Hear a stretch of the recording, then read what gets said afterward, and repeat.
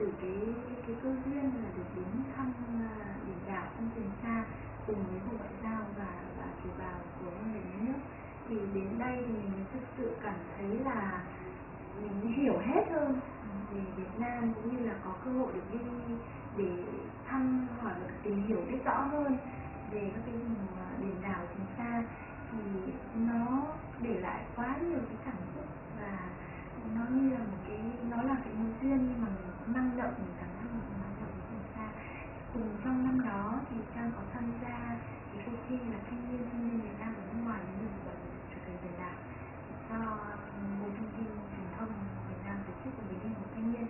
Thì cuộc thi này Trang tham gia với cái ý tưởng là gửi cái bài viết là Hoàng Sa Trường Sa và công tác truyền thông, thì có đưa ra những ý tưởng làm rất nhiều hoạt động để quảng bá về ngành biển đảo Việt Nam.